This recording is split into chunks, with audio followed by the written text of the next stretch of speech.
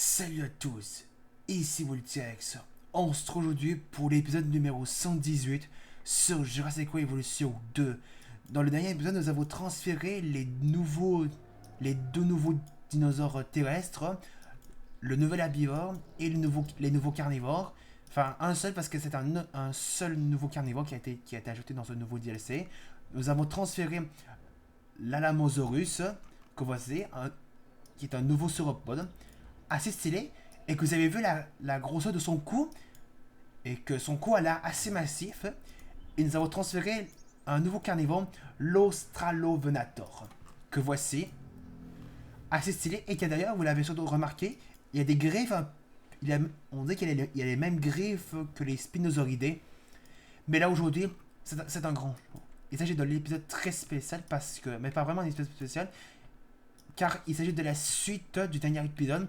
Nous allons découvrir les nouveautés de cette, nous allons découvrir les nouveautés sur Jurassic World Evolution 2. Il nous reste deux nouveaux à découvrir, un nouveau ptérosaure et le nouvel aquatique. Et vous avez vu que j'ai activé le paramètre uniquement le jour et que j'ai activé aussi qu'il y aura des invasions. Je vais vous expliquer pourquoi. Si vous avez vu le début de l'épisode précédent, vous l'aurez su. D'abord, on va commencer par lui, qui d'ailleurs on va mettre une seule volière. Ce sera fait. Et on va mettre ici, tiens. On va mettre là.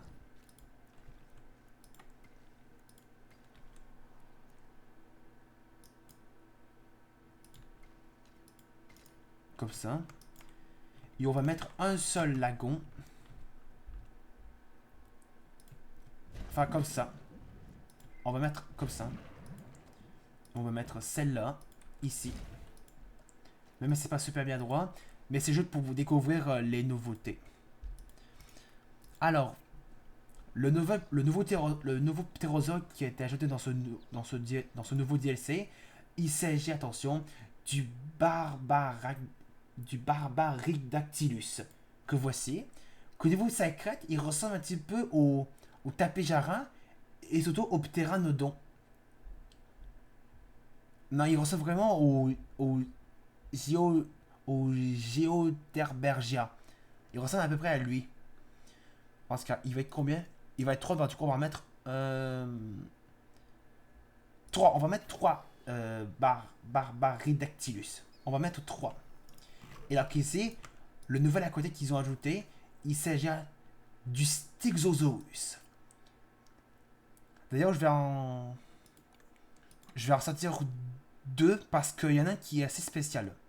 On va mettre d'abord lui. On va mettre dans la modification de son génome. Attention.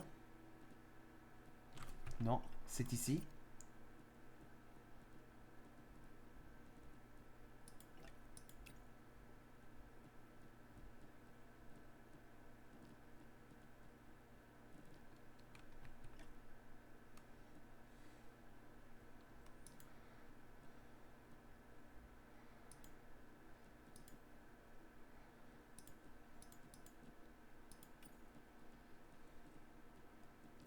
Ah, peut-être qu'il est directement il est directement intégré dans le dino. Mais en tout cas, le Stegosaurus aura un génome de bioluminescence. Et je crois que le Stegosaurus, avec le skin avec son système de bioluminescence, ça fait le premier reptile aquatique à avoir cette bioluminescence. On va tester ça. Alors, Barbaridactylus. Barbaridactylus, c'est vrai. Et on va mettre ceux-là. C'est parti. Alors, ils sont faits. On va mettre lui. Et qu'on va supprimer. Ou peut-être que. Mais finalement, je vais. On va mettre ceux-là. J'aurais dû utiliser les autres viables de celui-là. J'aurais dû faire. Au lieu d'en mettre un autre. Un autre viable de. Une autre incubation de Styxosaurus. C'est pas grave. En tout cas, attention. On transfère. Nouveau ptérosaure. Et d'ailleurs, avant de faire ça, je vais d'abord mettre un centre de réaction pour vous montrer ce que je disais, c'était vrai. Oh, oh, attendez. Ça a bugué. Oh, ça a lagué un peu. Je pense que vous l'avez remarqué. Ça a lagué. Attention, on transfère le Barbaridactylus. C'est parti. Voyons le voir.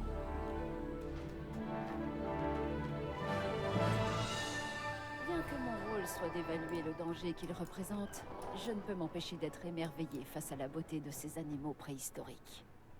Le Barbaridactylus, par exemple, a une forme impressionnante avec ses ailes qui ressemblent à un boomerang. Tâchons de les garder bien enfermés, d'accord? Je ne pense pas qu'ils reviendraient de leur plein gré s'ils s'échappaient.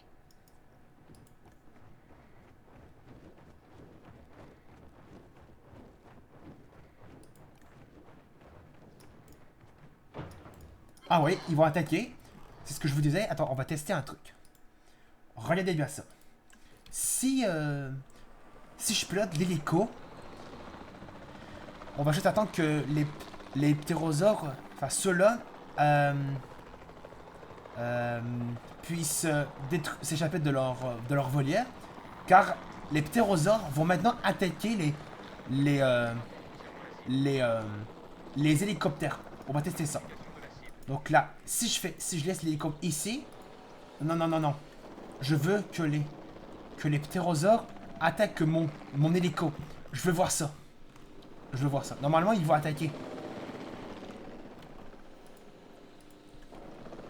Comment on peut faire ça? Pour qu'ils attaquent l'hélico. Pour vous prouver ce que je disais. Que là, maintenant, c'est possible que les ptérosaures attaquent l'hélico. Je vous le dis, c'est vrai.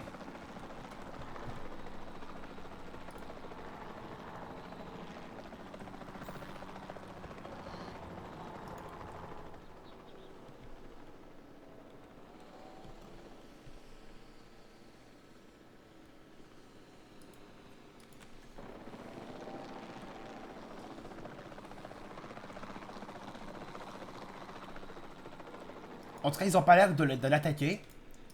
En tout cas, ça fait longtemps qu'on n'a pas revu des ptérosaures. Je pense que j'ai jamais vu des ptérosaures s'échapper. Je crois. Attention, on va transférer le nouveau reptile marin, le Styxosaurus. C'est parti.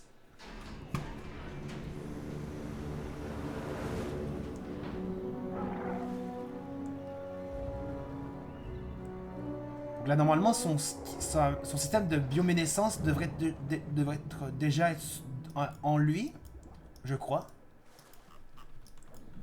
Ah oui, c'est ce qui est assez marrant, c'est que vous pouvez maintenant aller sous l'eau, ce qui va vous permettre d'ajouter des décorations sous l'eau. Ça, je trouve ça assez vraiment cool. Avant, avant vous étiez toujours de cette distance de l'eau. Vous pouvez jamais aller sous l'eau. Là, c'est possible.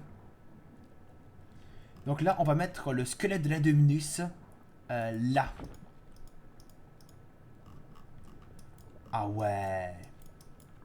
Et voyons voir avec les. Quoi? Santé fragile?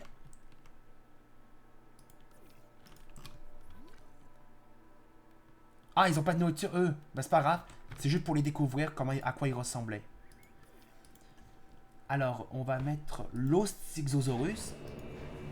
Et alors, on va découvrir les autres décorations sur ma poire. Et ça, c'est quoi?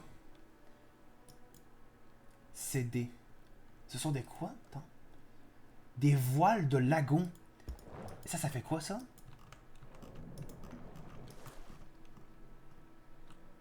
Ah, on dirait des genres de parasols. Ensuite, il y avait quoi? Il y a... C'est quoi? Fontaine de lagon. Ah, ça ajoute de véritables fontaines autour du lagon. La classe! Ah oui, j'adore ça. Ah oui, c'est sûr que ça ajoute plus de beauté au lagon. Et on peut ajouter ça pour ajouter un peu plus de un peu un look un peu plus préhistorique dans l'ère où les dinosaures ont existé. Ah oui, j'aime tellement ces plats, j'adore toute cette nouveauté. Et ça, c'est quoi? Ça, ce sont d'autres voiles. Ensuite, il y a quoi? Bateau. Un autre bateau. Des rochers. Mont hydrothermal. C'est quoi ça? Ça ressemble à quoi? Une hydrothermale. Ah, c'est ça, ça doit être ça peut être quand même des coraux. Un éclairage de lagon. Ok. Une cage. Encore un éclairage. Des jardiniers. Des jardinières. Ah, on peut ajouter des... Ce sont des jardinières qui se mettent au-dessus, juste autour de l'enclos. Enfin, autour du lagon. Et que ça ajoute un peu plus de beauté au lagon pour faire revivre... Pour se faire revivre encore... pour faire comme revivre dans le temps de la préhistoire. Et normalement, on devrait voir les... on devrait... Normalement, eux, ils devraient attaquer. Je veux voir ça. On veut voir ça. Ce serait trop classe s'ils fassent ça. Ah, quand ils foncent sur moi, et ben, ça monte automatiquement.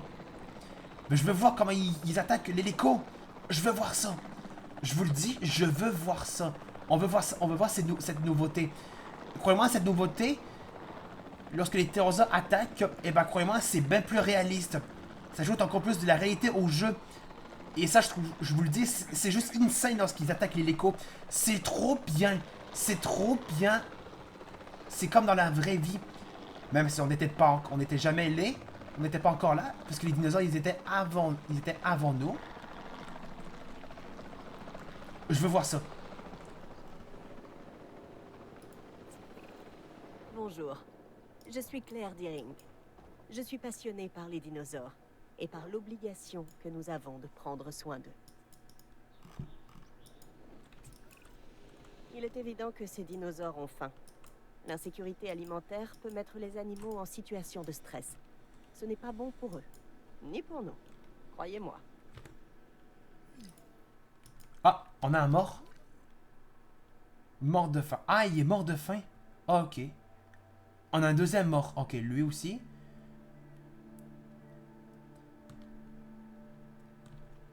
Ben, apparemment, ils n'ont pas l'air d'attaquer l'hélico. Mais normalement, ils devraient le faire. C'est dit. Pour l'instant, ils ont peut-être pas le go. Mais normalement, ils sont censés le faire. Donc les amis, on va s'arrêter là pour les nouveautés sur Jurassic Evolution 2. Si je n'en oublie quelques-uns, c'est pas très grave, c'est pas très important. Le mieux, ce sont les plus intéressantes, en particulier les nouveaux dinos, le Styxosaurus, les Barbaridactylus, que voici, assez stylés, ainsi que les deux terrestres, l'Alamosaurus, ainsi que les Australovenator. Assez stylés, eux. Lui, il va bientôt mourir parce qu'il est à 13% de sa santé. Et ainsi que les décorations autour du lagon et poussées sous l'eau. Et qu'avec le magnifique squelette, la magnifique décoration du squelette d'Indominus. Assez classe. Vraiment, c'est vraiment bien fait. On va se laisser sur ce plan absolument magnifique. Donc, attendez. Avant de se laisser, je vais juste activer le jour. Pas la nuit. Je vais activer le jour. Je vais activer la nuit. Je vais mettre uniquement la nuit. Pour vous montrer que les Styxosaurus ont directement la bioluminescence, je crois.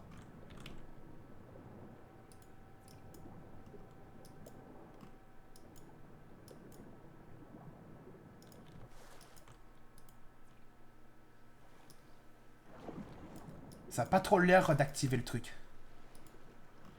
Mais normalement, ils sont supposés d'avoir une bioluminescence, les Styxosaurus. Soit que j'ai pas... Mais normalement, ils sont supposés de l'avoir. Enfin bref.